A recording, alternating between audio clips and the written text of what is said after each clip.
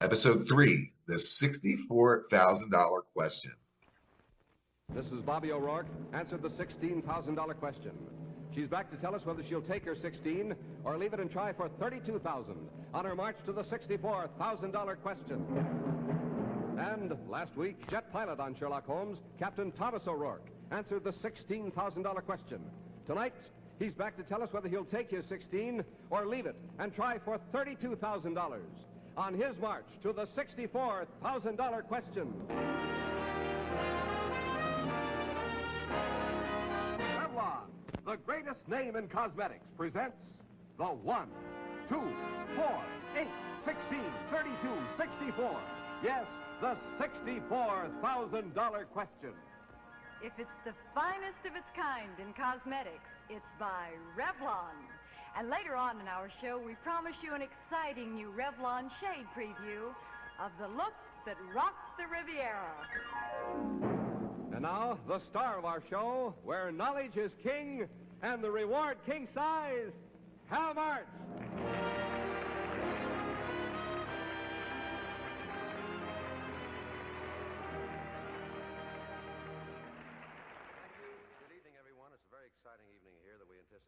Charles Revston, born October 11th, 1906, and passed away August 24th, 1975, was an American businessman and philanthropist. He was best known as a pioneer cosmetic industry executive when creating the first pigment-based nail polish and founded and managed Revlon through 5 decades. When Elka, the cosmetic company he worked for, did not promote him to the position of national distributor, Revston decided to get into business for himself. In the mid-1950s, Revlon sponsored the quiz show, the $64,000 question, which became a television phenomenon and boosted sales considerably. Revston and his brother Martin, second in charge in the company, allegedly demanded that the producers control the questions in order to keep them winning and maintain the program's high ratings. This sparked what later became known as the quiz show scandal. Steve Carlton, an ex-producer of Entertainment Production Incorporated, which produced the $64,000 question, was called to testify before Congress about the rigging of the quiz show, and he said that Revston demanded the show be rigged to ensure high ratings. There's a tradition in television of trying to please the client. Though they testified, neither Charles nor Martin Revston ever became the subject of official inquiry. The scandal equivocally killed the quiz show phenomenon, but by that time, Revlon had vastly increased its market share and was established as an international behemoth in its niche. I know what you wish, but you can't come back on this show, Gloria. Who's going to cut the first slice? Dick? I will, Hal, if you'll allow me to. Oh. Careful. There's a fragrance that's here today, and they call it Charlie. A different fragrance that thinks your way, yeah, they call it Charlie. Kinda young, kinda now, Charlie. Kinda free, kinda wild. Kinda free, kinda wild. Kinda free, kinda wild. Charlie, kinda fragrance that's gonna stay, and it's here now. Charlie. Charlie by Revlon, a most original fragrance.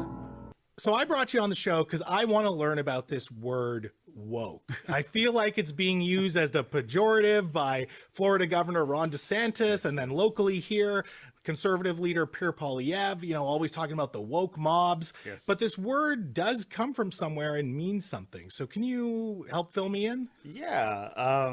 Well, woke has mainstreamed now, which means it doesn't mean anything anymore. But, there was a time when it just referred to being aware of the, systemic and structural racism that Black folks face on a day-to-day basis. So, it made a lot of sense to stay woke. Like, don't get sucked in. Don't forget who you are. Like, recognize that these systems are in place, to oppress you.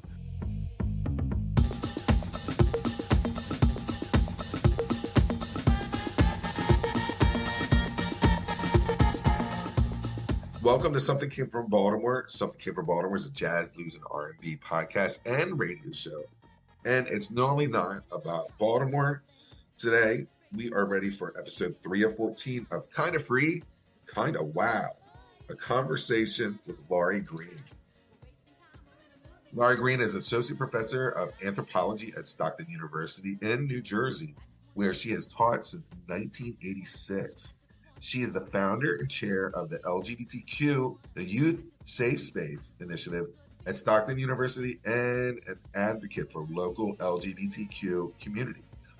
And she's the author of Drag Queens and Beauty Queens, Contesting Femininity in the World's Playground.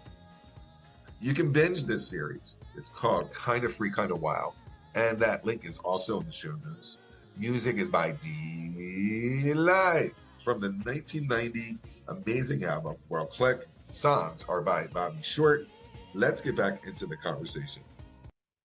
Recording. The Zoom has been fantastic, especially for the whole pandemic time period.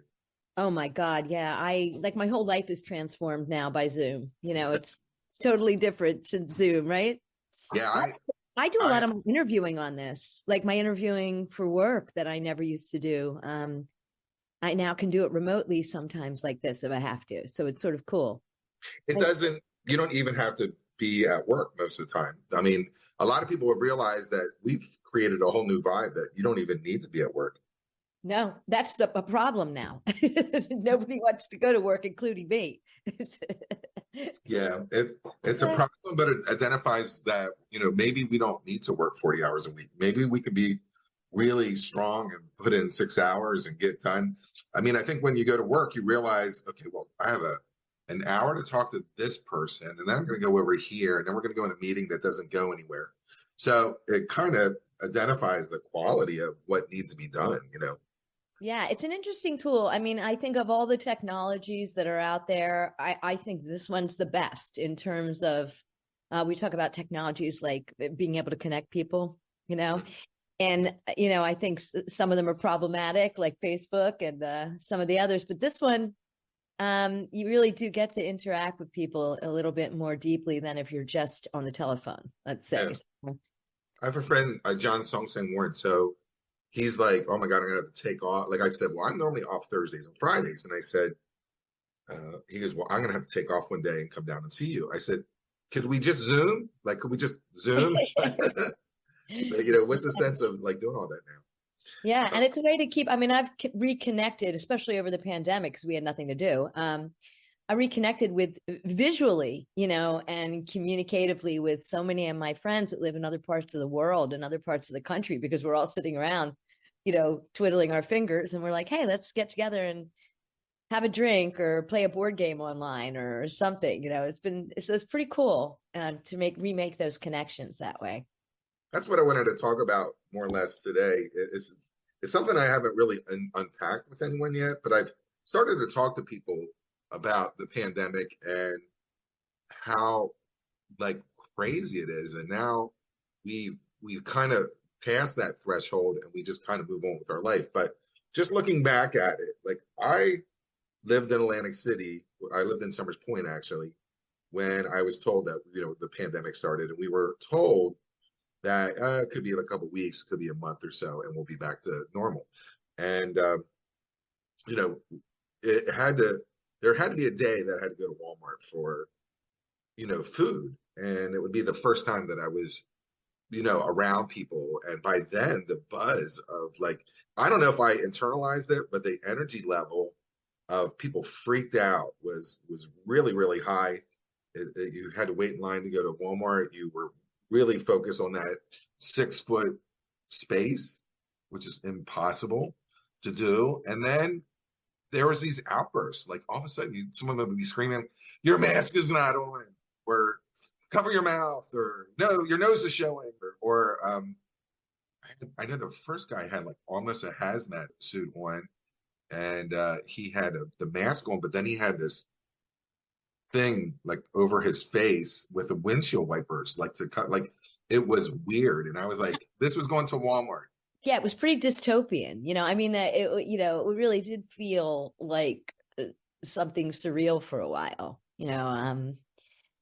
And I don't know if it's gone. I mean, people are sort of back to normal, but there's also that residual, I feel like I lost 3 years. I call them the COVID years. And people ask me, when did that happen? And I say, I think it was 2 years ago, but it was probably 5, because there's It's the a blur. COVID to consider.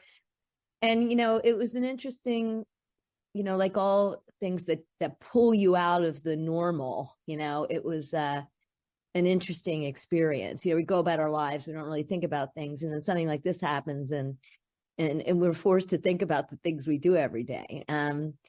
I saw it as good and bad. I mean, I knew you would. Yeah, the bad part is obvious, isolation, especially I can't imagine being a teenager during that time, or, a kid who needs peers and that sort of socializing. I'm sure we've not yet seen the impact of that, the full impact of that, I don't think, unfortunately.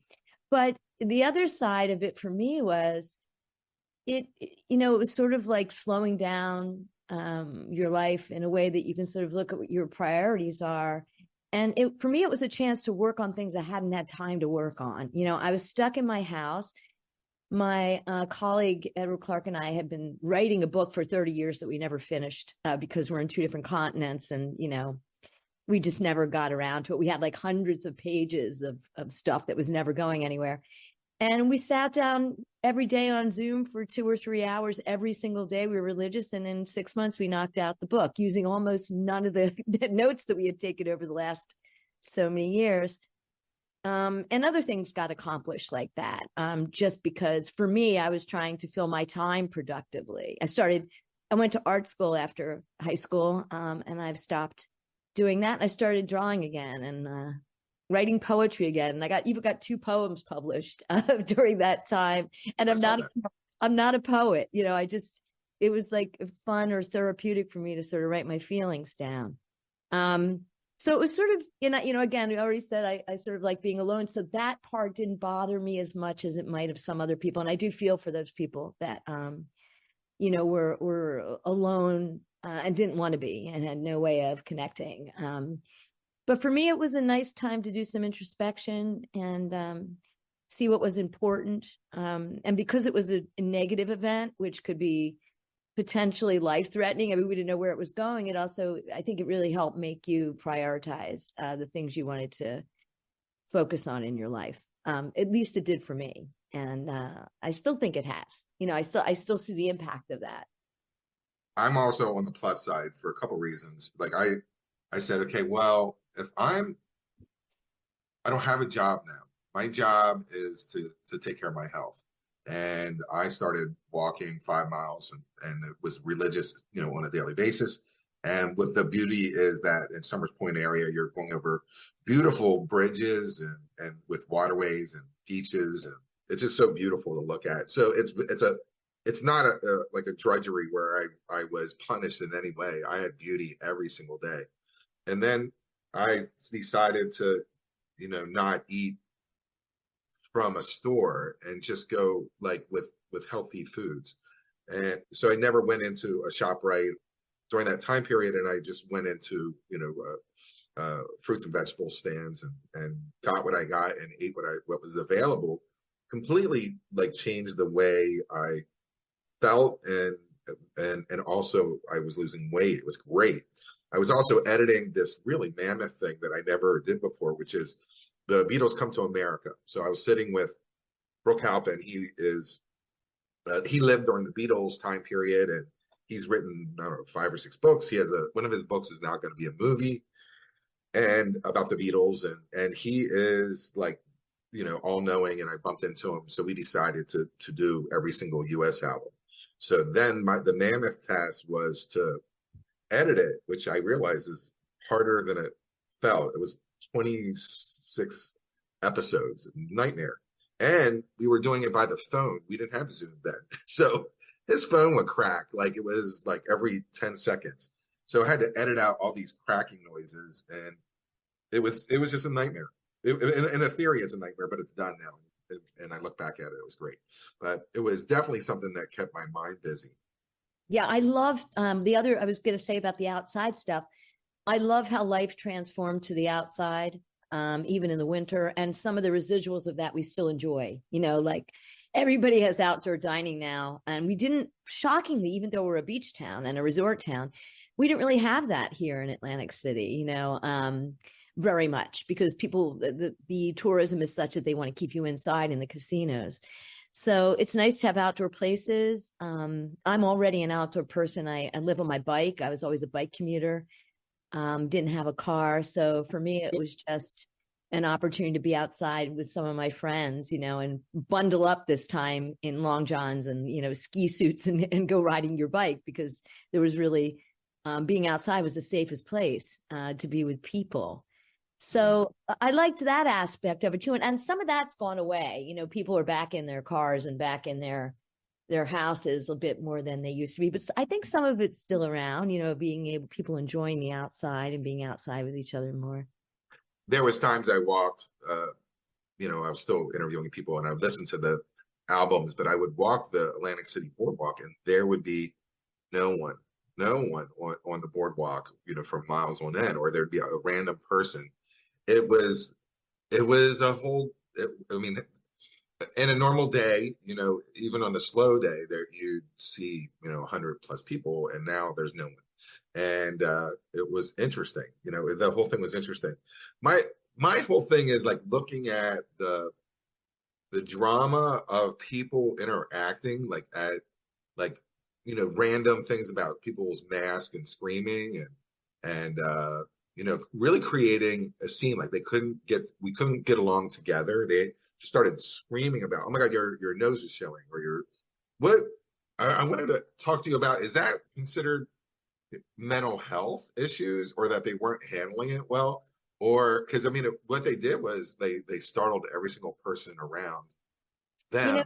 I had an experience. This, of course, is based on my personal experience. When this happened, I had a little bit of like PTSD, remembering when I was in Philly and AIDS happened. Yeah. I was working at the Astroplane. I was waiting. God, I've been there many times. Yeah, I was waiting and bartending there. And in fact, right now I'm in the process of doing the owner Reed Pagin's memoir with him. Such an interesting guy, but it was sort of like the epicenter for AIDS in Philadelphia when it first started, because of course that was a gay gathering place, a gay straight neighborhood gathering place for 35 years. It was an institution. And, I remember the first person that got sick and died very, very early on, that I knew very early on. We didn't know what it was. We thought it was actually Legionnaire's disease, because it had just happened in Philly at the Bellevue Stratford. Yeah. And this person was a childhood friend of mine. Like he was the kind of kid, like our families were so close. We used to go on all our vacations together. So I considered him sort of a brother. And I remember the hubbub in the restaurant, because nobody knew what it was, and how everybody became so paranoid and afraid of one another. Like everybody was suspect, especially if you knew the person that was sick. Yes. And then I remember there was a guy who didn't work at Astroplane, but he hung out there. His name was Jim. And he used to make macrobiotic food. And so what he would do is he would go in the restaurant early before we opened in the morning.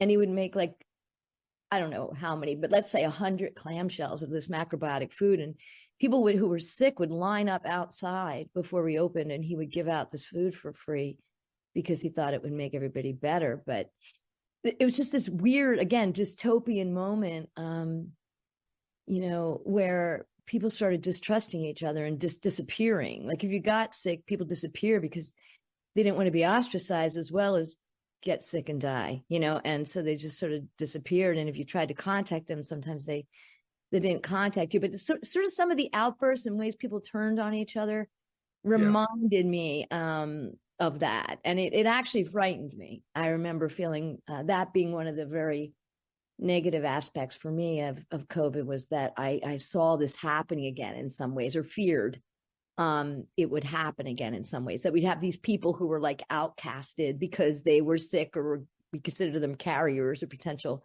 high risk carriers for this. And then the rest of us, who didn't care what they lived or died, but needed them to get away from us, so maybe I'm exaggerating that, just a little bit of hyperbole, but I did feel that, I was fearful of that. And it brought back those frightening times for me.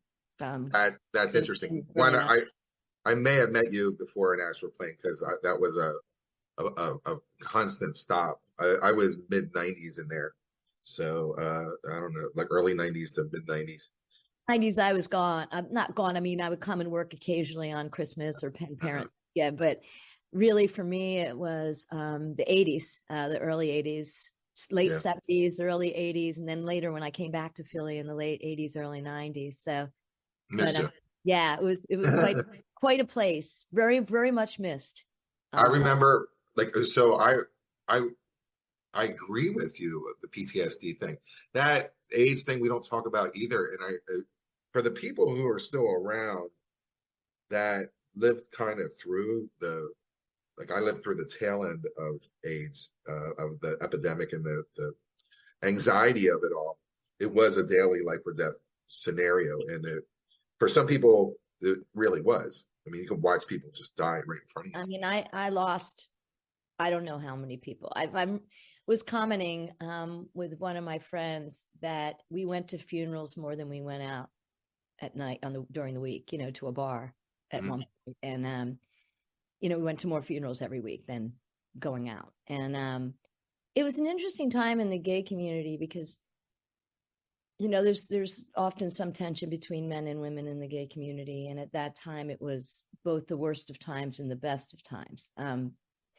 In my understanding of that experience for me, for example, the men felt like they were the only ones being attacked by this, and that sort of increased the rift between men and women, LGBTQ men and women, queer men and women, because they were just like, well, you can't possibly know what we're going through. Like, don't even talk to us. There was a lot of anger, obviously, rightfully so, about why this was happening. And on the other hand, of course, by and large, we were the ones caring for them. and there was this halcyon period of time when they appreciated us. And then it all ended, as soon as the drug regimens came, we sort of went back to our original dynamic, before all of it started, by and large. And I'm sad about that sometimes. And not that I don't have friends, that are men and stuff. Of course I do, but it was different. There was a different closeness at one point. At the same time, there was also a rift. It was a very interesting dynamic at the time. There was a time that, we would go in the woodies, and if a woman was in there, straight or gay, a straight woman would never go in there. But if a lesbian went in, they would, hiss at him, call him fish, just make it really hostile. Let them know that their presence wasn't. Oh yeah. Yeah, wanted, and that's after the AIDS epidemic. I went to Hepburn's and Sisters. Hepburn's I was the one guy. I guess I like to be the outsider. I'm the one guy that got to be in the inner circle for some of the groups of the girls, and they were lovely to me, and we danced and we laughed and we had fun, but it was separate, and it was I felt like in some ways that I infiltrated a wonderful, beautiful place where a lot of gay men never had a chance to experience, where I was filled with nothing but amazing women around me who were just being themselves, and they were awesome, and they didn't have to accept me into their group, but they did, and it was great. So I would just run around the bars, and I knew that I would always end up at Hepburn's at the end of the night, and I was dancing away, and it was just a wonderful experience. But to back up to what you were saying, the story about AIDS, and they never really acknowledged the lesbian effort that they basically were the caregivers, and were the more strategic. They were out there, they're fighting. They were they were the ones that were moving everything forward. There was a hysteria where you could see men dying, and it wasn't really affecting the women. But if it wasn't for lesbian women to be that support, we wouldn't have, I don't think we would have went forward as fast as we did, or there would have been more devastation, I think. Yeah, I mean, I certainly think so. I mean, I have this conversation with my female peers, not often, but not more than once, about what happened. And I do remember thinking at that time that I'm glad we have this connection now. And I did think it would last, but yeah, it hasn't.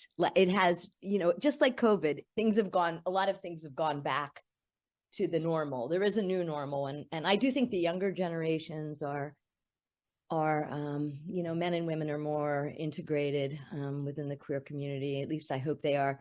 And it seems as though they are to me. And I have, a lot of male friends, but it's not the same still. It's not, not at all the same. And I remember in Atlantic City, all the bars on New York Avenue and such, in the New York Avenue sort of gayborhood, if you were a man, you could get a card, a membership card, which let you in without a cover. But if you were a woman, you couldn't. So you had to pay a cover. And even though I know some of the bars were open 24 hours, at one point they'd say, "Oh, can you guys leave so we can clean up?" And when we came back in after 10 minutes, they would charge us a cover again. Wow. And there was a lot of that going on. And from, honestly, men of my age, some of them still do it in the queer community I'm talking about. So, we don't like to think about those things, do we? I mean, we're having internal rifts. That's not only one of the internal rifts we have in our community, but it was taught to me. It was taught, like I explained to, I have a lot of young friends. People are like, "Oh, you look young," because I have a lot of young friends. And I said, I was not out, and I was in a small town, and I came out in Philadelphia. So if someone told me, "Oh, you're a lesbian is going to be your best friends, and you need to, we're integrating, and I would have never blinked an eye. That this was taught to me. This was not something that I was like, "Oh, we don't like lesbians." I mean, why? I don't get it. It was just like that. This was taught. It was taught that youth was admired and old people were not admired, and to be cast off, and that drugs is very important into this culture, and promiscuous sex is encouraged, and to expand the norm of sexuality is kind of one of the things that you're supposed to do. And also, look, your posse needs to look just like you. They'll wear the same clothes. They'll be the same, the same thoughts, same feelings, and that's kind of all taught. And then I explained to the people, my friends that are younger, I'm like, all that has to be erased because it was really bad. I don't know where it came from, but it was in my gay handbook when I started. Yeah, that's a shame. I can't speak obviously to the gay handbook. I can speak to the women's side of it, where I think I don't know that this is true, but I know there's a general perception that lesbians feel that gay men are more misogynistic than straight men as a group, and I think they think that because they think like, oh, they don't want or need women, and I don't know that it's true. But it wouldn't surprise me, unfortunately, not everybody, but in that where people are misogynistic, they're worse, when it's in gay culture. And you're right, that needs to be stopped. And it's part of the reason why, the movement isn't going somewhere quicker. I mean, and if you think it is going quickly, think about how more quickly it could go if we could all, work together and respect each other equally, because it is a matter of mutual respect. And I could go on and say the same thing about other divisions in our community, whether it be race or, we're part of American culture and we have all the same flaws, we just might express them differently. Socioeconomic things. Yeah, like socioeconomics, or it can be whether you're pretty or not, or handsome or not. It could be whether you're fat or thin. It could be whether you're trans or cis. It could be whether you're, black or white, or, person of color or white. I mean, we have these same rifts, and sometimes we deny we have them because we're already, quote, in the minority. But those rifts exist, and we should be dealing with them as a queer community. Yeah, it's not. So that what you had said, that you thought that one of the reasons that some men do not, need lesbians around, no, it was never explained. It was just like, oh, we don't like them. When you come out, you're very fragile. It was a big explosion for me. It wasn't easy, and you're searching for, what is it that we do here? What is it? How does this work? And you're picking up clues that are verbal and nonverbal, and it's you pick it up as you go along, and it's not. You're right. It's hyper. So it's hyper socialized as to what America is. So I mentioned that I only date black guys.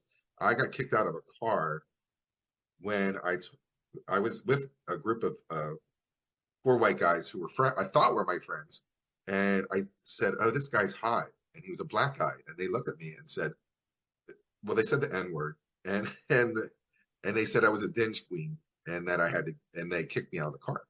Wow. Yeah, and then I was like, oh, so I'm being more open, I guess, when I'm talking to you about my experience of black and white, in this community. I'm obviously a white dude, but I do like black guys, but I feel their racism also. People are very drawn to me, and then when they find out that I prefer black guys, I'm talked about, or I'm ostracized. I'm kicked out of the club, or I have been. Now I could try again, but like the bear clubs, that fits more into a bear thing. They're people, very open, and then they talk. I've watched them talk behind my back, right in front of me, and I know that they're saying, "Oh, he only likes black guys." In fact, I've heard it many times. Oh, he only likes black guys. It's so interesting. The sort of the kinds of myriad of divisions that gay men have within the culture compared to gay women. Yeah. It's weird, isn't it, to hear it? It's at a point where, I don't really socialize with a lot of gay men because I find them a little more cattier than anyone else, So it's kind of like, I don't know, life is short. And if you're looking for clans to connect with, I'm going to pick and choose people from the world. I can't and trying to create my own clan, as opposed to say, oh, here's the bear community, I'm going to join in. Because if I do join in, it's going to happen again and again and again. And I feel bad for the thick and heavyset black guys who want to be in the bear community and feel that ostracization all the time. Like they're not accepted. But I do have a friend who plays the Mandingo effect. And the Mandingo effect is, there's a belief that black guys have larger penises. So he plays that up. And he doesn't mind having sex with white guys.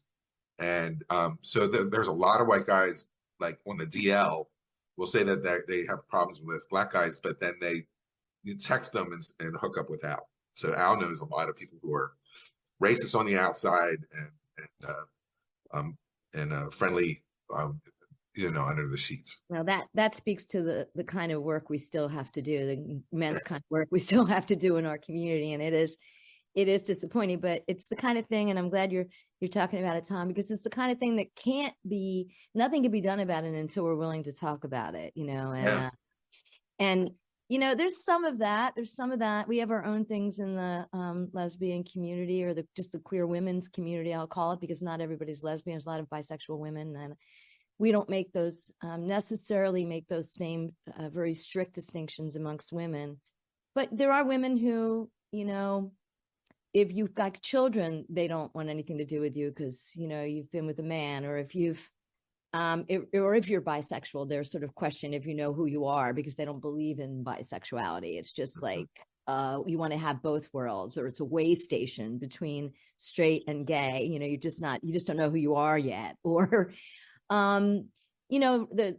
the racial issues are there, but I don't see them as strong. They're really not as strong, maybe because there's fewer lesbians by and large that are socialized with one another. And so, we reach out to each other more. Women maybe are more in need of that sort of social bonding with one another. I'm not certain, I'm guessing now.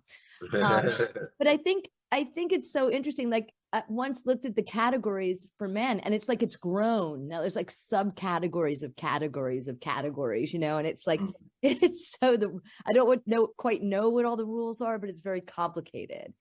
Women, you sort of have butch women and femmes, and you sort of have sporty, in betweens, and lipstick versus chapstick lesbians, but I mean it's sort of it's a softer divisions, except on the edges of those, the opposite ends of the spectrum.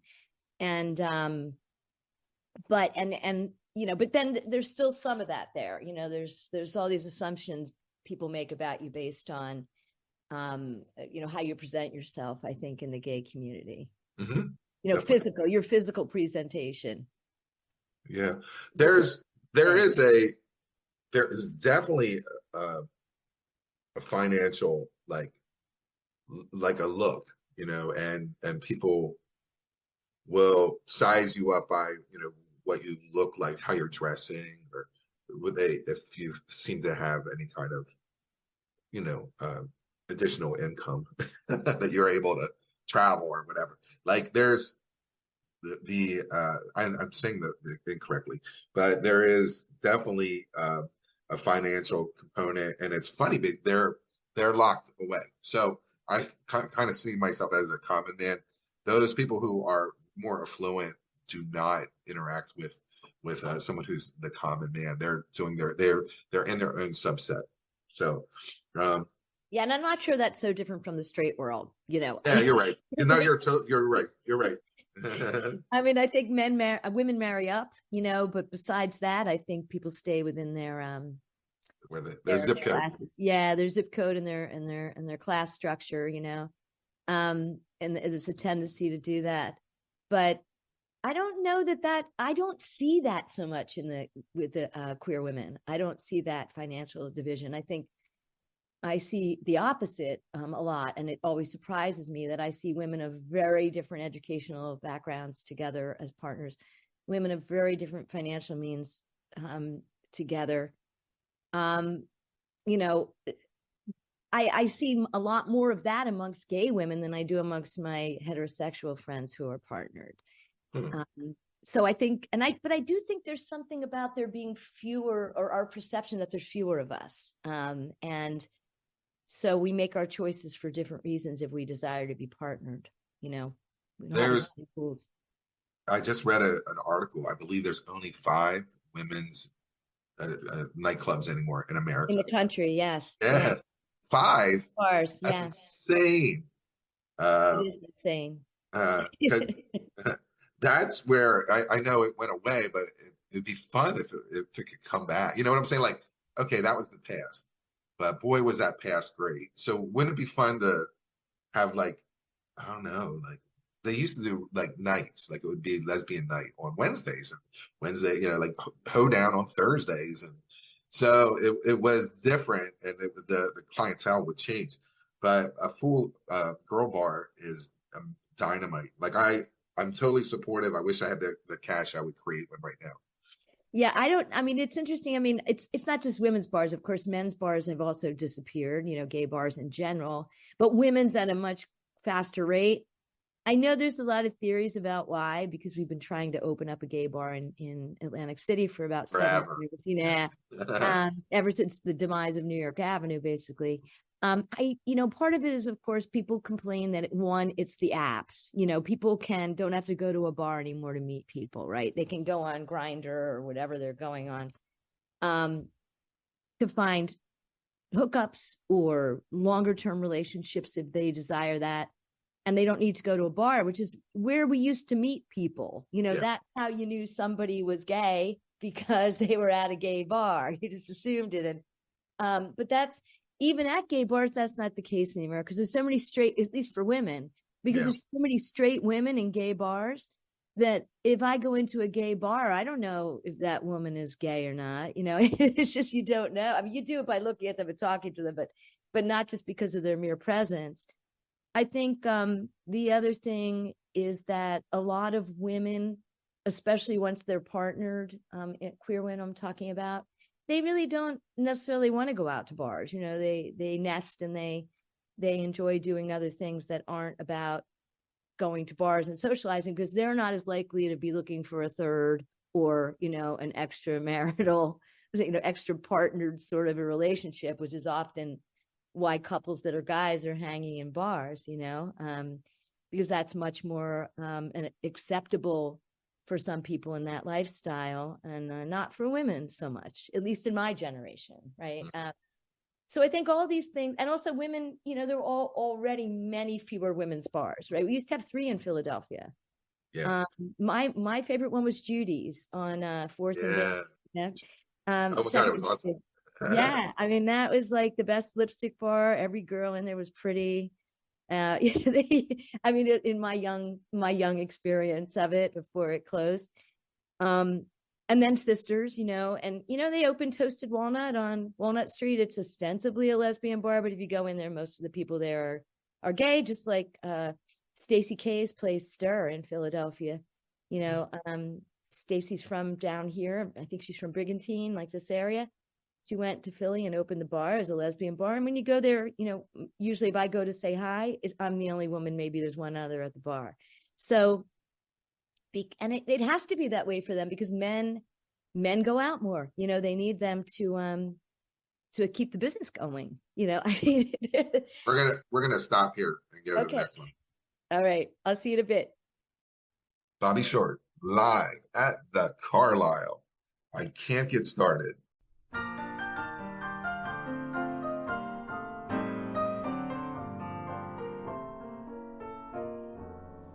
I'm a glum one. It's explainable. I met someone unattainable. Life's a bore. The world is my oyster. No more.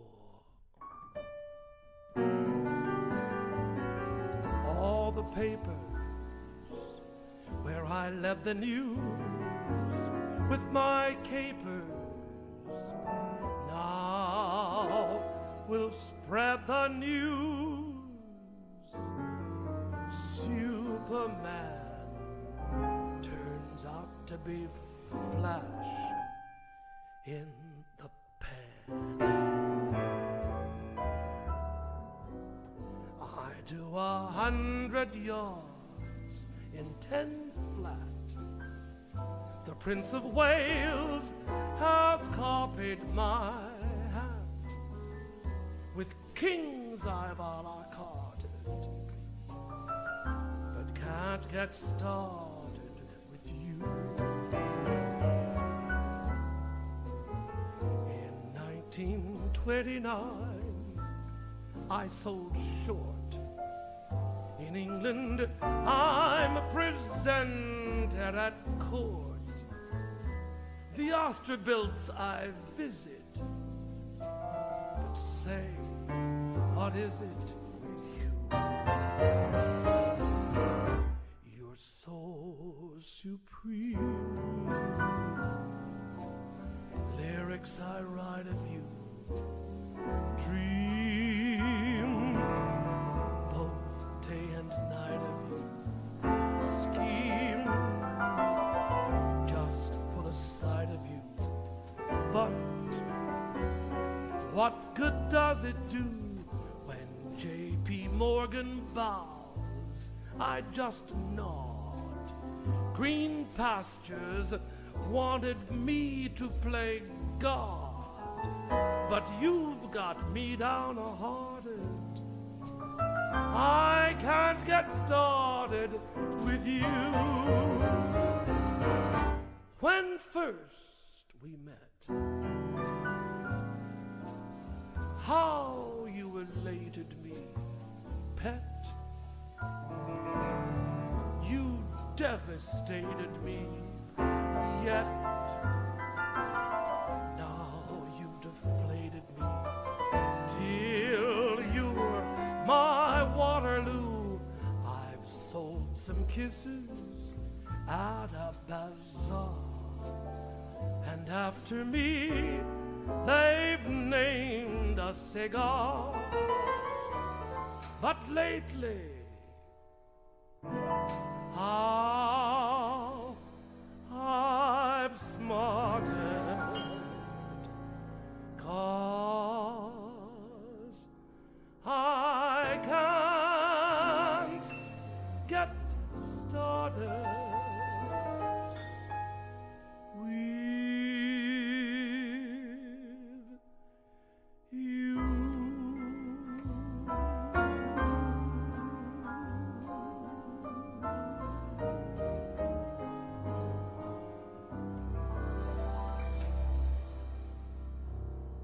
Next episode, episode 4, Dipping My Foot in the Pool, end of episode.